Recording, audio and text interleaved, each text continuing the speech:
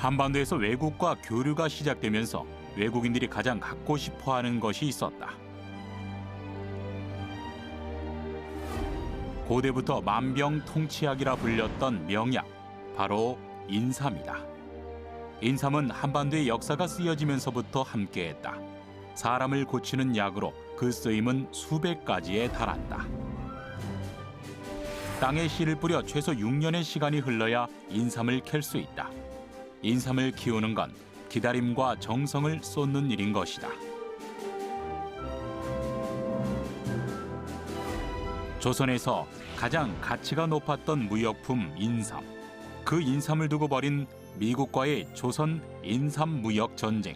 그 승자는 고대부터 현대까지 사람들이 인삼에 열광하는 이유는 무엇일까? 인삼의 신비한 성분을 과학으로 풀었다.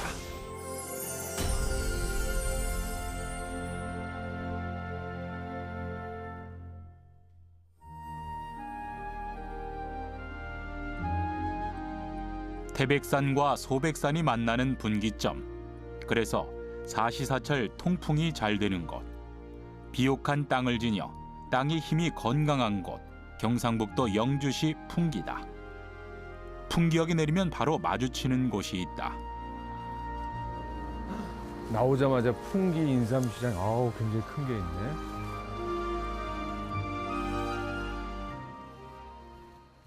인삼하면 떠오르는 지역 중 하나는 바로 풍기일 겁니다.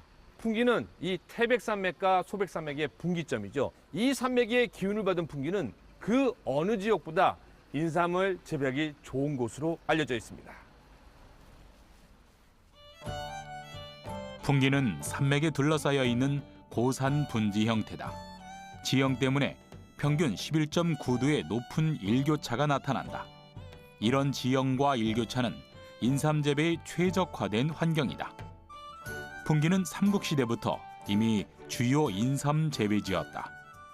고대 풍기는 신라의 영토였다.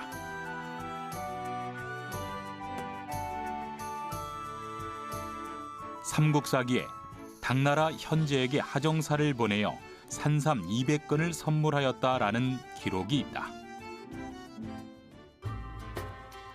풍기 인삼 시장에 직접 찾아가 봤다.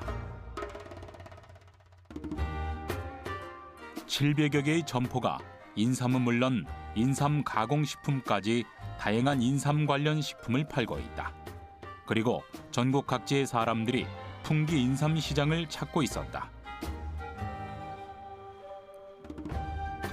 농가에서 직접 재배되고 이곳에 모이기 때문에 인삼의 신선도는 최상이었다.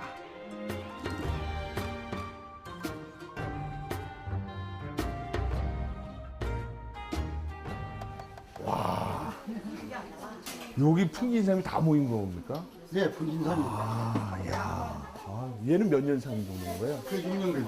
아, 6년근. 이야, 와. 그냥 인삼 튼실한데, 요런 거는 몇 년 산인가요? 네, 이것도 5년근이에요. 5년근. 네, 5년근. 아. 풍기 인삼은 육질이 단단해 중량이 무거운 편이다. 질 좋은 인삼을 연간 약 393톤을 생산해내는 풍기.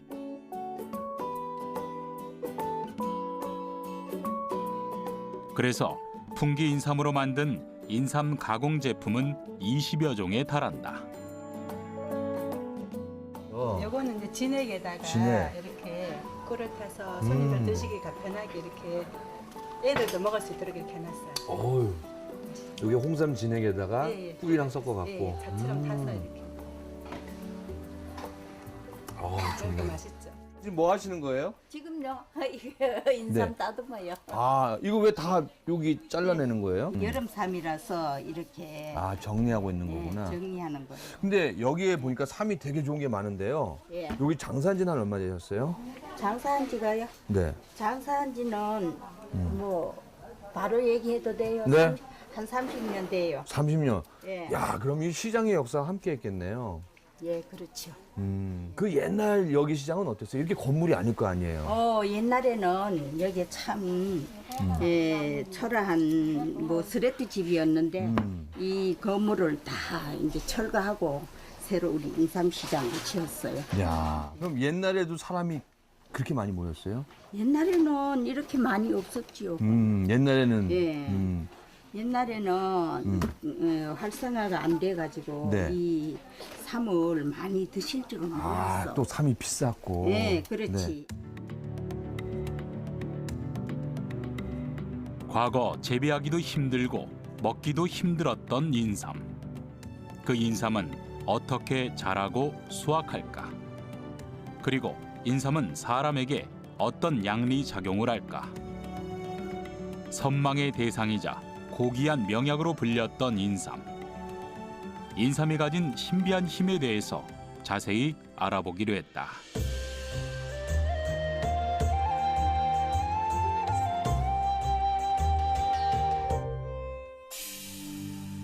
인삼을 알기 위해선 가장 처음부터 시작해야 했다. 인삼이란 단어가 가진 의미를 찾아보기로 했다. 인삼이 어디서부터 시작되었는지 이름은 알고 있었다. 신받다라는 말을 들어보셨을 겁니다. 원래 인삼의 고유가 심입니다. 이름에서 알 수 있듯 인삼은 산에서 났던 산삼이 그 시작이었습니다. 심이 산에서 우리 밭으로 내려온 건 인삼을 기를 수 있는 천혜의 자연 조건이었고 우리 조상들의 농업기술 덕분이었습니다. 인삼에는 수천 년의 우리 역사가 깃들어 있고 우리 조상들의 과학기술이 녹아 있습니다. 지금부터 우리가 몰랐던 인삼에 관한 그 이야기를 시작해 볼까 합니다.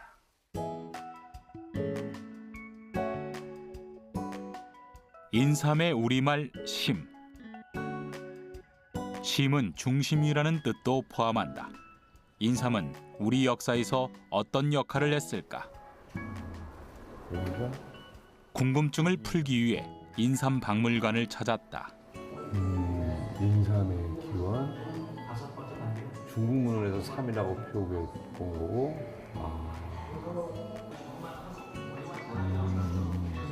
저 인삼은 이렇게 위에 햇빛 가리개를 한 10월 하순에서 11월. 인삼은 뿌리 모양이 사람과 같아서 붙여진 이름이며 귀신 같은 효험이 있다고 하여 신초로 불리기도 한다. 관장님, 예, 이 풍기인삼 하면 워낙 유명하잖아요. 예, 예. 근데 이렇게 유명하게 된 이유가 있을까요? 인삼이 그 음지 식물이다 보니까 이제 그 해가림막을 설치를 하잖아요. 그러다 보면 이제 그 공기 순환이 안 돼가지고 내부 온도가 올라갈 수가 있습니다. 그래서 이제 인삼 그 생육에 영향을 피해를 줄 수 있는데 이러한 것이 소백산의 골바람이 연중 불어오면서 환기를 시켜줌으로써 인삼이 자랄 수 있는 최적의 환경을 갖춰주고 있습니다. 근데 그 한반도의 인삼의 시작이 여러 가지 이야기가 있는데요. 예, 예, 예. 여기 와 보니까 이제 주세분 군수 얘기 예, 나오더라고요. 그렇습니다. 예, 예. 그 주세분 군수와 인삼에는 어떤 인연이 있을까요? 주세붕 군수께서 1541년도에 풍기 군수로 부임하십니다. 네. 근데 와서 보니까 당시에 이제 그 우리 저 풍기 지역에서 산삼을 그 세금으로 나라에 바치는 공납제도가 있었는데 네. 그 당시에 이제 그 산삼을 구하기가 굉장히 어렵습니다.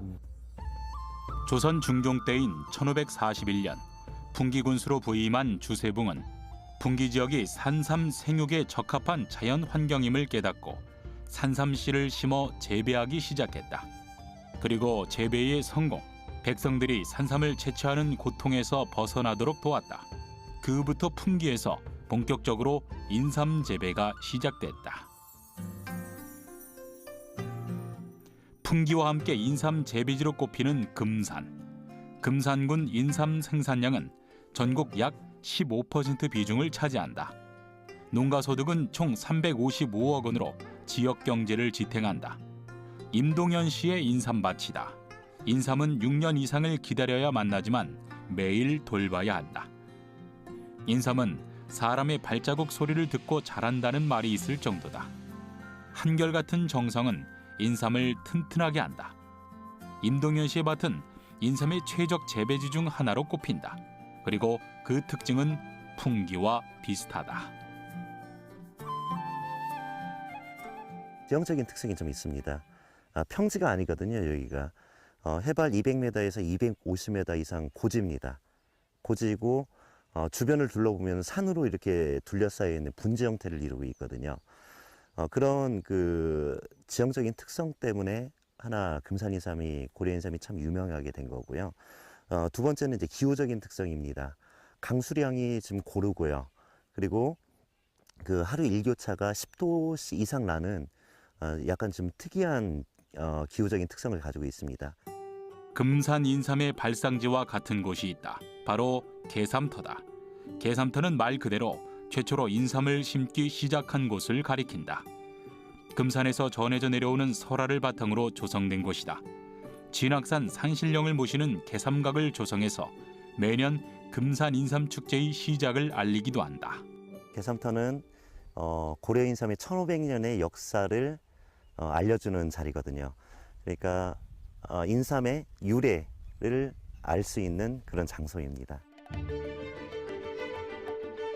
금산 인삼의 유래는 1500여 년 전 이곳에서 강처사가 홀어머니를 모시고 살았는데 어느 날 어머니가 병들자 그는 관음굴에서 모친의 쾌유를 빌며 백일기도를 올렸다. 그러자 꿈에 산신령이 나타나 산삼이 있는 곳을 알려주었다. 그것을 찾아 어머니께 드리니 병이 나았다.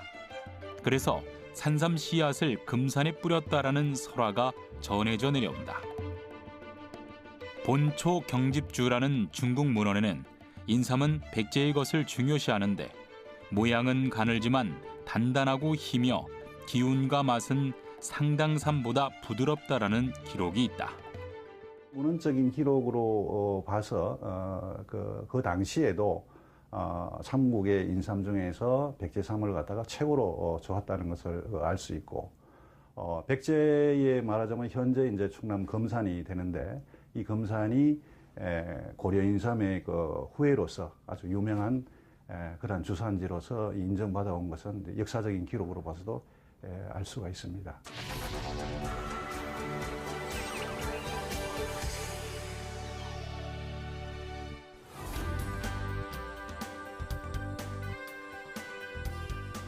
충청북도 음성군의 국립원예특작과학원. 이곳에서는 인삼 품질 육성에 대한 연구가 진행 중이다. 특히나 인삼 유전자 분석에 대해 집중하고 있는데 병에 대한 저항력이 강한 품종 개발에 역점을 두고 있다. 그렇다면 인삼 품종에 대한 연구가 필요한 이유는 무엇일까? 인삼 연구가 왜 중요하냐면은 앞으로 미래에 우리가 인삼에 대해서는 종주국으로서의 확실한 자리매김을 해야 되기 때문에 품종 육성이라든지 또 재배에 있어서도 안전성, 그다음에 이제 보다 쉽게 생산자 입장에서는 재배할 수 있는 기술, 또 노동력이 또 절감이 될 수 있는 기술, 이런 것들이 다른 나라보다 훨씬 위에 있어야만 되기 때문에 저희들이 인삼 연구를 꾸준히 하고 있는 겁니다. 국립원예특작과학원에서는 유전자 분석을 통해서 개량된 품종들을 직접 재배하고 있다. 일정 환경에서 병을 견디는 품종의 실효성이 가시화되고 있는 것이다. 인삼을 재배하기 위해선 6년 이상의 시간을 견뎌야 하는 인삼 농가에는 고무적인 일 중 하나다. 현재는 고온이면서 또 병에 강한 거, 이런 것들을 이제 선발하기도 하고요. 또 이제 가공하기 위해서 이제 우리가 필요한 가공 적성에 해당하는 부분들도 이제 선발을 하고 있고요. 이렇게 진행되고 있는 상황입니다. 인삼 재배는 6년이나 길게는 10년 이상 인삼을 심어두고 관리를 한다. 그래서 인삼을 수확하고 나면 그 땅은 휴작기를 거쳐야 하는 것으로 알려졌다. 인삼을 재배한 땅에 2년 내지 3년은 다시 인삼을 심을 수 없다는 말이다. 인삼은 그 식물학적 특성상 한 번 재배한 토양은 장기간 재배할 수가 없습니다. 따라서 그 일정한 시기에 휴작을 하는 그런 시기가 필요한데, 그런 이유로 해서 금산은 오래전부터 논삼 직파 재배를 실시하여 왔습니다. 직파 재배는 농경지에 직접 씨앗을 뿌려서 농작물을 재배하는 방법을 말한다. 이양의 작업이 없이 씨앗을 뿌려서 수확까지 하는 것이다. 금산의 인삼 재배법 중 특별한 방법이 있다. 인삼을 직파 재배한 곳에 벼를 심어서 수확하는 논삼 재배가 이루어지고 있는 것이다. 휴작기를 거쳐야 하는 인삼 농지를 논으로 이용함으로써 땅의 지력을 회복하고 인삼을 재배하지 못하는 농가에게 또 다른 수입 창출원을 만들어 주었다. 3, 4년 후에는 다시 논에서 인삼을 재배를 할 수 있기 때문에 그런 그 재배 기술을 가지고 있고, 또 오랜 기간 동안 그 해가림 시설을 재래의 전통 방식인 볏짚 해가림 재배를 사용하여 왔습니다. 현재는 국가 전체적으로 인삼 표준 경작법에 준해서 재배를 하고 있기 때문에 전국 어디서나 재배 형식은 거의 유사하다고 볼 수가 있습니다. 휴경지는 경작하지 않고 방치하지만 잠재적으로 경작지로 이용 가능한 토지를 말한다.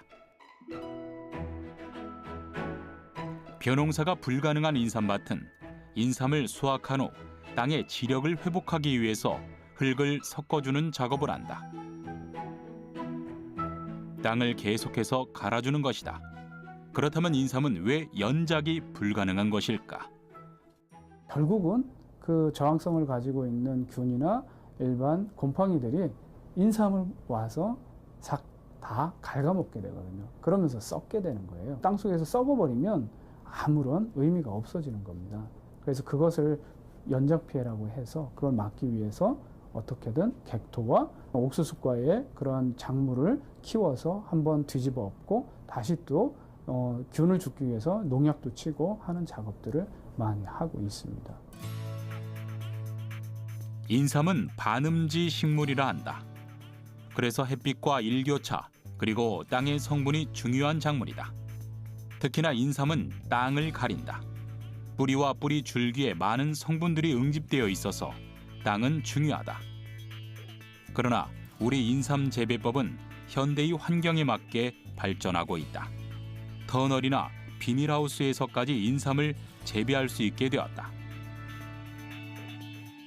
전통적인 재배 방법은 파종이라든가 이식, 관리, 수확 등의 많은 이 노동력이 투하가 됩니다. 이런 그 많은 노동력 투하를 극복하기 위해서 현재는 터널 재배나 하우스 재배 등에 대한 재배 기술을 도입을 하고 있습니다. 그러한 이 터널 재배나 하우스 재배를 할 경우에는 기계화 재배가 가능하고, 따라서 이제 노동력이 감소할 것이고, 따라서 농가는 이제 생산성이 향상이 될 겁니다.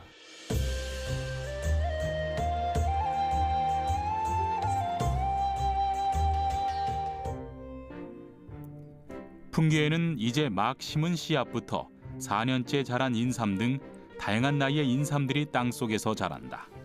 야, 와, 이게 다 인삼인가요? 예. 이거는 지금 몇 년근인가요? 4년근요.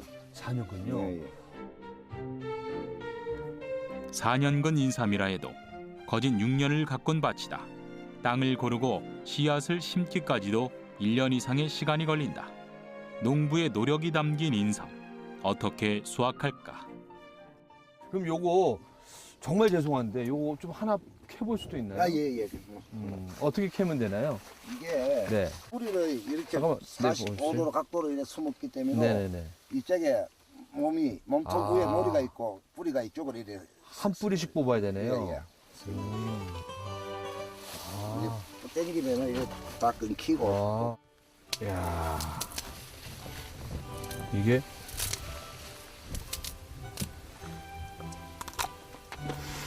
와, 4년인데도 향이 이렇게 진하네요. 야, 그 멍게복에 도움이 된 것 같은데요.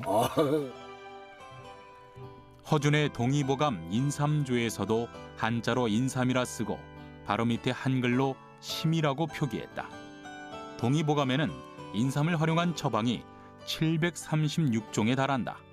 그만큼 여러 질병에 인삼의 효능이 발휘된다는 이야기다.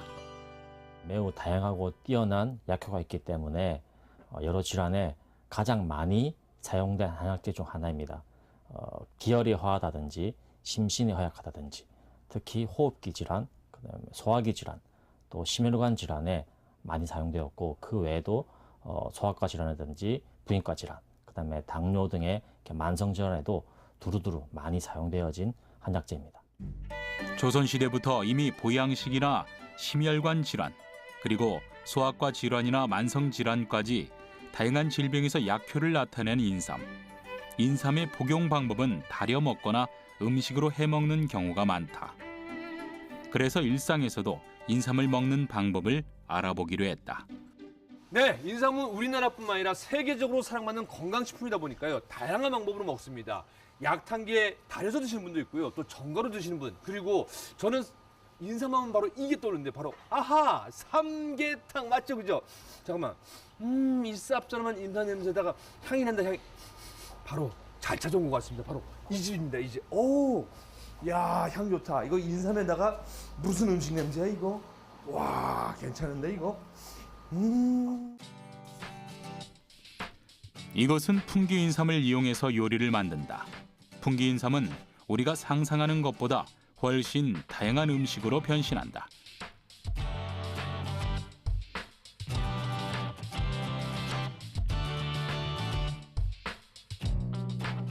인삼의 향과 식감이 어느 음식에도 어울린다는 이야기다.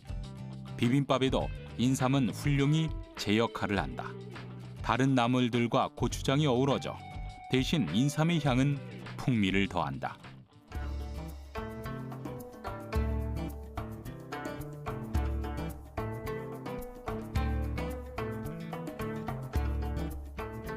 튀김옷을 입은 인삼은 남녀노소 할 것 없이 거부감이 적다.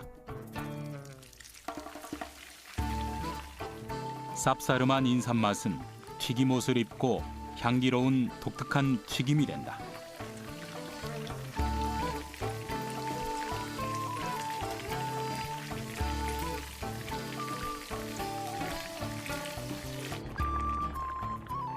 그리고 가장 대표적인 삼계탕.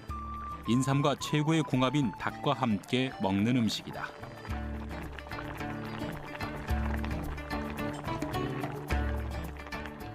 식품으로 볼 때는 삼계탕이 이제 대표적인데 삼계탕도 여름에 이제 단백질도 보충하고 또 기도 보충하는 역할을 하게 되는데 그게 삼계탕의 삼자가 인삼 삼자고, 그죠? 닭은 개는 닭개자고. 그래서 여름철에 닭과 함께 인삼을 같이 먹게 되면 여름철에 이제 기운이 떨어진 경우에 이걸 회복할 수 있는, 또 예방할 수 있는 효과가 있죠. 인삼으로 화려한 밥상이 완성됐다. 눈과 귀 그리고 건강까지 오감 자극 인삼 음식의 향연이다. 그렇다면 맛은 어떨까?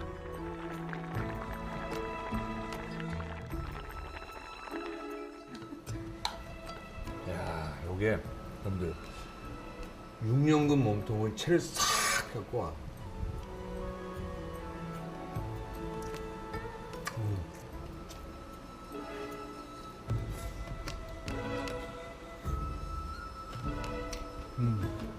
어우.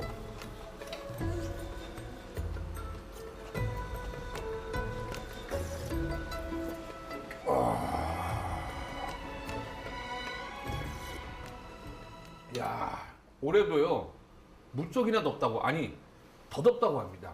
그럴 때 좀 기가 딸린다, 아니면 나는 중요한 일을 맡고 있다, 그럴 때는요 이 인삼을 활용한 다양한 요리를 맛보시면요 최고입니다. 손님이 좋아하겠죠? 예, 예. 어유, 근데 인삼을 많이 이렇게 건강하시네요. 예, 인삼을 많이 먹어서 저는 1년에 한 번도 감기에 걸리지 않아요. 이겁니다, 이거. 한 번 더 맛을. 이 인삼 향이 그 기배에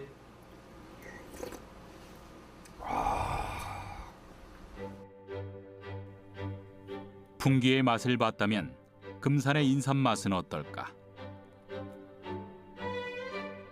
금산에는 인삼을 이용한 이색 음식이 있다.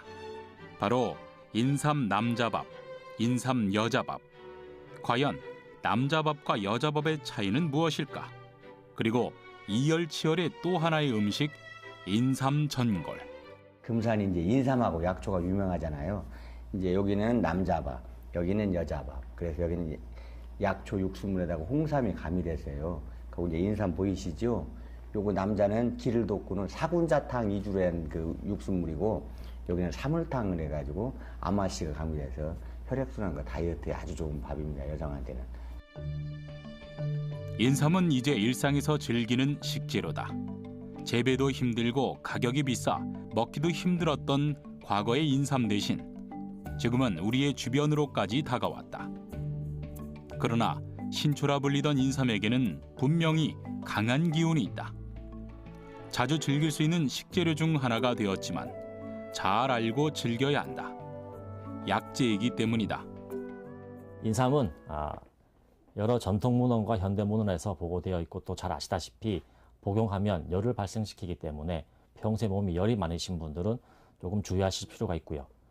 그 외에 또 혈압을 상승시킬 수 있기 때문에 고혈압이 있는 분들도 좀 주의가 필요하고, 그 외에 일반적인 부작용으로 두통이나 어지럼증, 구토 이런 것들이 발생했기 때문에 몸에 안 맞는 분들이 있을 수 있습니다.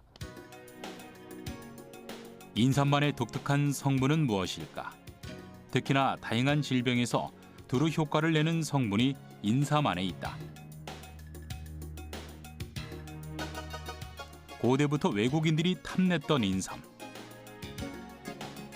불로장생의 약이라 칭송되던 인삼. 그 안에 어떤 성분이 들어있을까?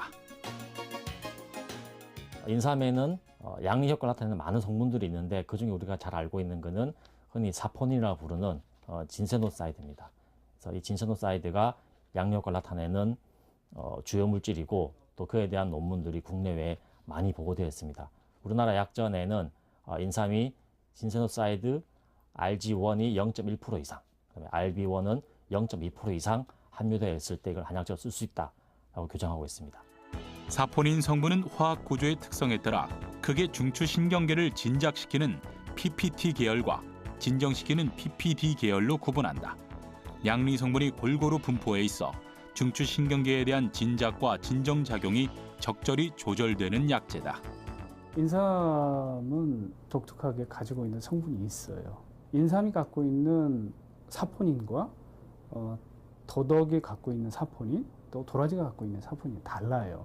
이건 인삼이다라고 확인하는 방법은 그 사포닌의 구조, 또 사포닌의 분석을 통해서 이게 인삼이다라고 확인할 수가 있어요.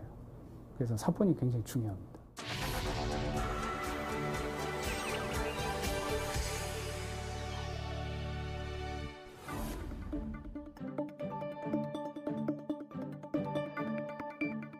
금산국제인삼약초연구소. 인삼 성분을 분석하고 병에 대한 효과나 약을 개발하는 데 힘쓰고 있다. 특히 사포닌 성분 분석에 중점을 두고 있는데 인삼의 종류에 따라 사포닌의 성분을 분석하고 있다. 백삼, 홍삼, 흑삼을 추출하게 되면 그 추출물이 굉장히 농도가 옅은 상태에서 묽은 상태에서 나오거든요. 묽은 상태에서 나온 것을 농축하는 작업입니다.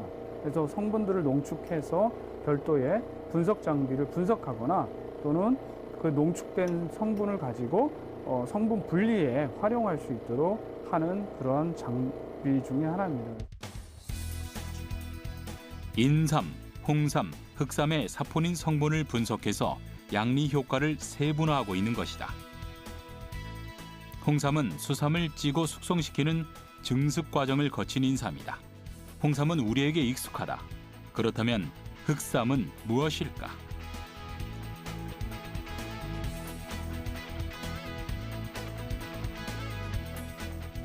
흑삼은 일반적으로 수삼을 홍삼을 제조하는 것과 동일한 방법으로 한 번, 두 번, 수회. 대부분 이제 한 금산 지역에서는 9번이라고 이야기하고요. 최근 저희들이 확인하고 세팅한 방법은 한 5번 정도면 최대한 좋은 흑삼의 모양을 갖는 흑색을 띠는 흑삼이 제조가 됩니다. 수삼은 원래 인삼을 가리키는 말로 수삼을 찌고 말리는 과정에서 인삼의 형태가 바뀐다. 수삼은 보관 기간이 짧지만 홍삼과 흑삼은 보관 기간이 길어지는 장점이 있다.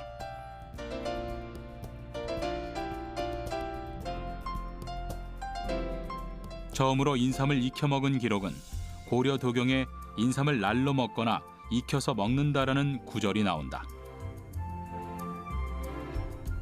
홍삼은 인삼을 가마솥에 9번 정도 쪄내는 것이 전통의 방법이다. 최근에는 기계화되면서 증식할 수 있는 통에서 고온 고압으로 쪄내고 있다. 이렇게 인삼을 쪄냈던 이유는 무엇일까? 원래 홍삼을 만든 이유는 뭐 학설이긴 하지만 그 예전에 이제 중국으로 우리나라가 이렇게 조공으로 많이 보냈는데 보내는 과정에서 이렇게 많이 이제 부패하고 하니까 한약재들은 쪄서 말리면 부패를 잘 안 하거든요. 또 이렇게 찌게 되면 또 맛도 좀 좋아지잖아요. 좀 단 성분들이 이렇게 나오니까. 그래서 그런 이유 때문에 이제 홍삼을 만들어서 이제 보내면서 이제 이게 좀 이제 계속 그게 이제 지금까지 계속 이어져 오고 있는 건데. 최근 금산국제인삼약초연구소에서는 흑삼의 사포닌 성분이 대사성 질환에 양리작용을 한다는 것을 발견했다. 당뇨 수치가 낮아지거나 복부 비만에 효과적이라는 것을 실험을 통해 입증했다. 수삼이나 백삼보다 흑삼에서 총 페놀 함량이 3.2배 더 높게 나타났다. 페놀 성분이 체내에서 대사하면 생리활성 물질이 생산이 되기 때문에 대사성 질환 및 비만 질환과 깊은 관련이 있는 물질이다. 흑삼을 통해서 우리 성인병 예방에 좀 도움이 될 수 있는 그러한 제품을 좀 만들고 있고요. 또 그러한 부분들에 있어서 특히 성인병을 유발할 수 있는 대사성 증후군, 대사성 환자들이라고 하면 고혈압, 그 다음에 당뇨, 그 다음에 복부 비만, 또 이런 부분들, 체지방 감소 이런 효과들이 있다라는 것이 일부 과학적으로 확인이 된 상태입니다.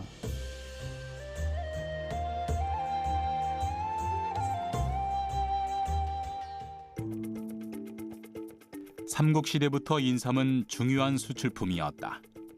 중국에서 조공품 형식으로 흘러들어간 인삼은 북경을 거쳐 남경, 그리고 광저우까지 갔다. 광저우는 당시 해양 실크로드의 출발지였다. 독점 무역권을 행사한 서양의 13개국, 영국, 프랑스, 네덜란드, 덴마크 등의 상인들이 인삼을 싣고 해양 실크로드를 가로질렀다. 이러한 13행들을 통해서 서양으로 여러 중국의 약재와 더불어서 조선의 인삼이 퍼져나갈 수 있는 기점이 되지 않았나 이렇게 생각이 됩니다. 그리고 중국은 우리 인삼의 효능을 크게 경험하는 계기가 있었다. 바로 아편 전쟁이다. 아편 전쟁은 청과 영국의 전쟁으로 아편이 급속도로 중국에 유입되면서 피폐해지자 중국이 아편을 금지하면서부터 촉발된 서양과의 전쟁이다. 아편 전쟁 당시 중국에서는 우리 인삼이 효과가 있다고 해서 중국인들이 우리 인삼을 복용했다. 그래서 당시 우리 인삼의 중국 수출량은 크게 뛰었다. 아편을 해독하는데 고려 인삼이 특효가 있다 이렇게 소문이 나서 수출량이 평소 한 2만 근 정도 되던 것이 4만 근까지 급증을 하는, 그리고 그 이후로도 인삼의 이 효능은 아편 해독뿐만 아니라 강장제라든지 또 만병통치약으로 중국인들에게 확신을 주었습니다. 우리의 인삼이 중국 광저우를 통해서 유럽과 아메리카 대륙으로까지 퍼져나갔다. 그리고 인삼은 서양에서 신비의 약초가 되었다.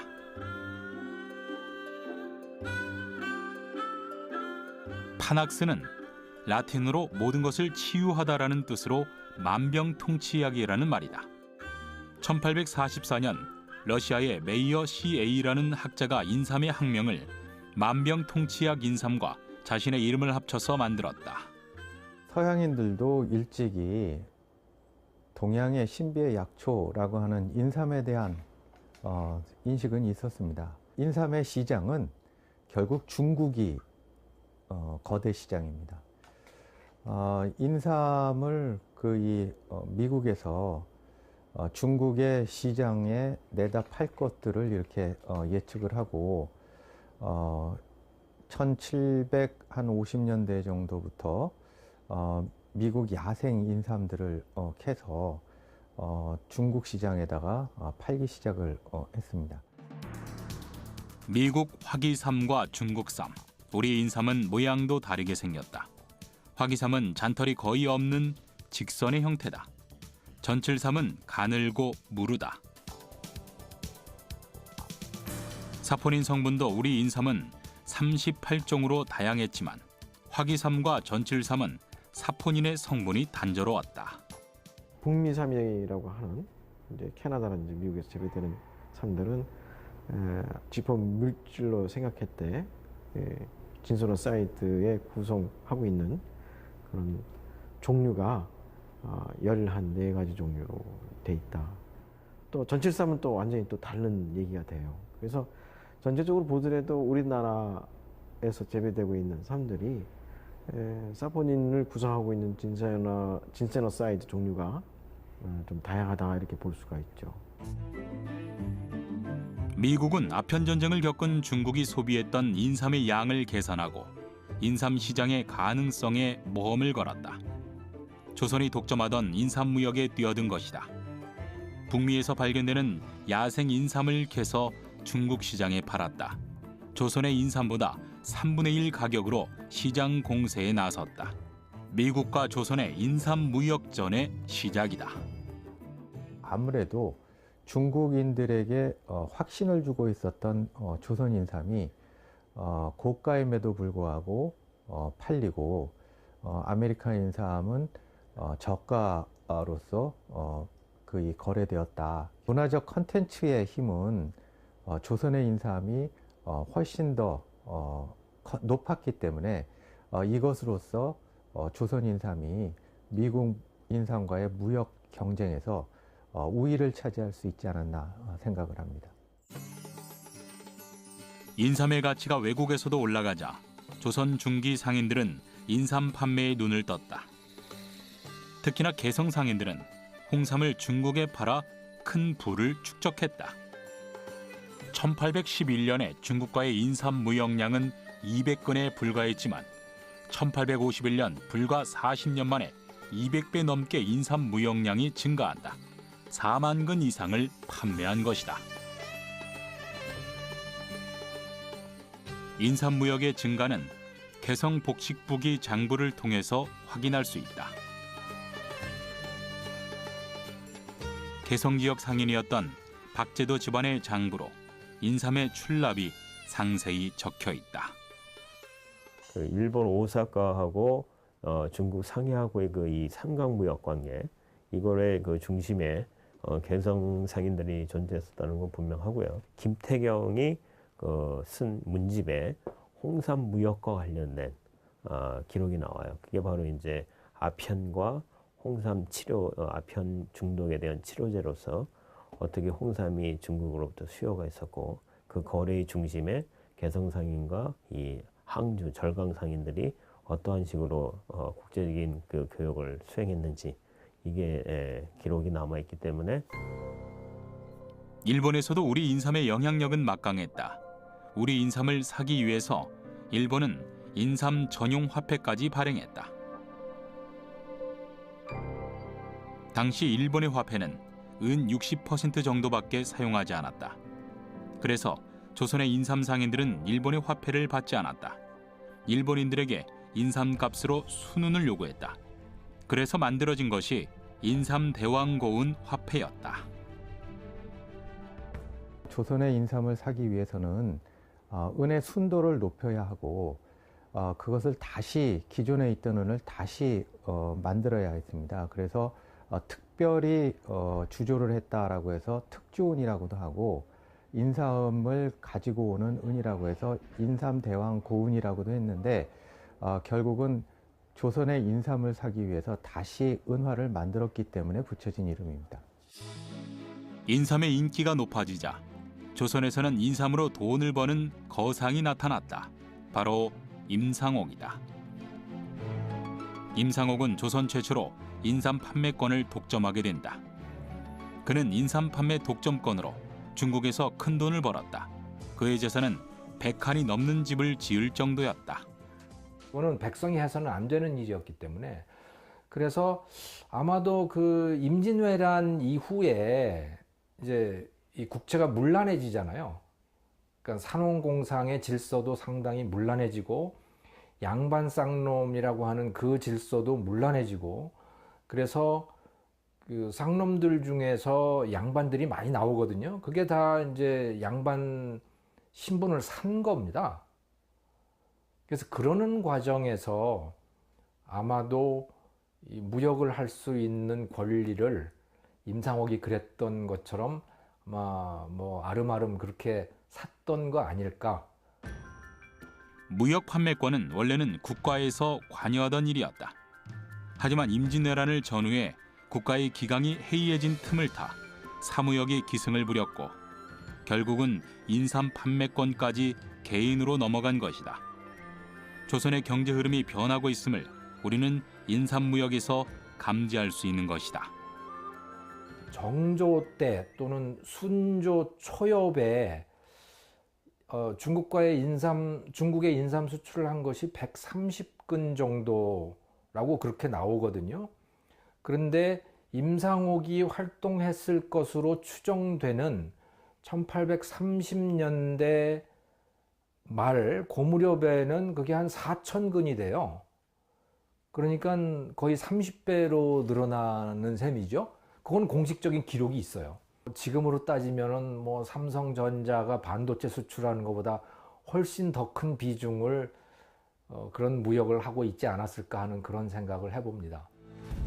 인삼은 과거나 현재나 고부가 가치 사업이다. 그 가치와 효능은 떨어지지 않았다.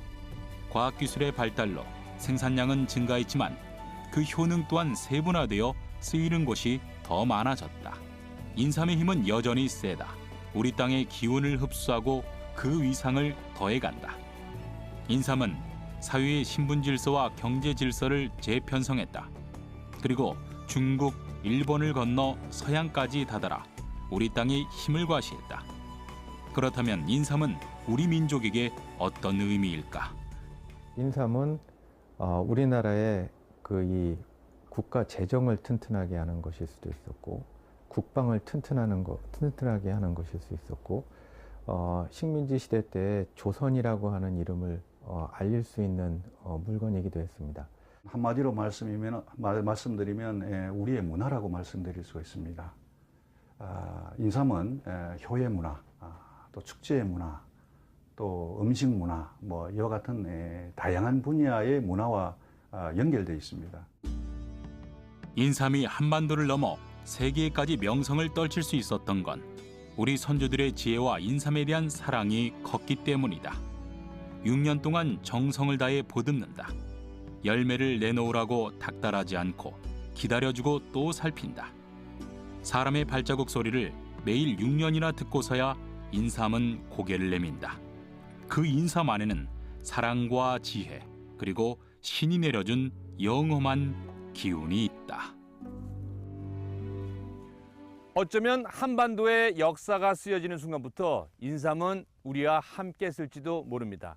미래에는 우리 인삼은 또 어떻게 우리 땅, 우리 민족과 함께하고 있을까요? 인삼의 미래를 예측하는 건 어찌 보면 우리 대한민국의 새로운 지도가 되지 않을까라는 생각을 해봅니다.